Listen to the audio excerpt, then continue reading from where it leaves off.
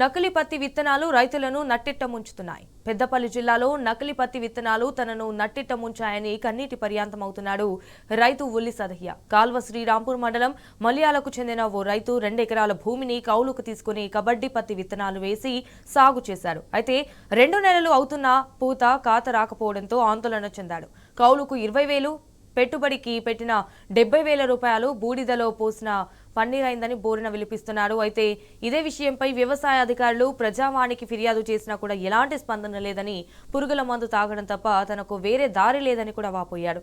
నకిలీ పత్తి విత్తనాలతో సాగు చేసిన పంట పొలాన్ని స్థానిక బీఆర్ఎస్ నాయకులు పరిశీలించారు.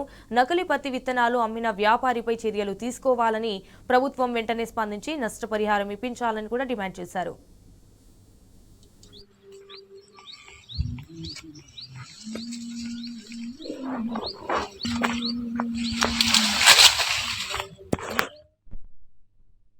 నేను గుంట లేని కౌలు రైతును. 2 గుంటల భూమి కౌలు తీసుకున్నా. 1 ఎకరానికి 20,000 రూపాయలు కౌలు తీసుకున్నా. 2 ఎకరాలు కౌలు తీసుకున్నా.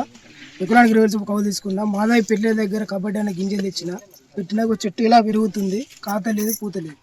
నాకు ఎంతలో 1 ఎకరానికి 1,00,000 రూపాయలు నష్టం జరిగింది. ప్రభుత్వం నన్ను ఆదుకోవాలని కోరుతున్నాను. 3 ఎకరాలు పెట్టినాము కబడ్డీ కంపెనీ. దానికి 3 సార్లు మందులు వేసినాము. ఎక్కువనే మరి మందులు మంచి మందులే కొడతాను, ఏం కవర్ అవుతలేదు. మొన్న 5,000 మందు తెచ్చి కొట్టినాము, అది ఏం కవర్. పత్తి ఇలా ఇదే రకం ఉన్నది. శ్రీరాంపూర్లో తీసుకొచ్చాను మేము కబడ్డీ కంపెనీ. 2 నెలలు అవుతాను సార్. ఇవన్నీ ఒకసారి పెట్టినాయి సార్. ఇక 3 ఎకరాలకు పెట్టుబడికి తక్కువ అవుతుంది సార్. ఇక మీకు తెలియదా దాని గురించి. ఇక 3 సార్లు మందు వేసినాము. మళ్ళీ మొన్న మందు వేరే మందు అంటే 6,000 రూపాయల మందు తెచ్చి కొట్టిన ఆయన ఏం కవర్ అవ్వలేదు. అట్నే ఉన్నది. మళ్ళీ వయసు వస్తే 2 ఎకరాల భూమి కౌలు తీసుకున్నాను. కౌలు రైతుగా తీసుకొని 1 ఎకరానికి 20,000 చొప్పున 2 ఎకరాలు 40,000 రూపాయలు కౌలు కట్టాను. ఈ దుక్కి దున్ని చేసి విత్తనం వేసి కబడ్డీ అనే పత్తి గింజలు పెట్టాను. ఇది వేపుగా పెరగడం కానీ ఆకులు గోంగూర ఆకులాగా చూడు, పూత లేదు, కాత లేదు.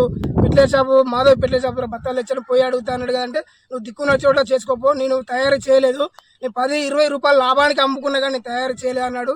అలా ఏవో గారికి ఫోన్ చేశాను. ఏవో గారు మన సైన్స్ ఇద్దరు వచ్చారు. దీన్ని చూసిండేది మాకు అంతలేని పొంతలేని మాకే అర్థమైతే వాళ్ళు వెళ్ళిపోయారు. వాళ్ళ తర్వాత నేను మన ప్రజావాణిలో కలెక్టర్ ఆఫీస్లో అప్లికేషన్ పెట్టి వచ్చాను. వాడికి 20 రోజులు అవుతుంది. ఏ అధికారి కూడా స్పందన లేదు వరకు.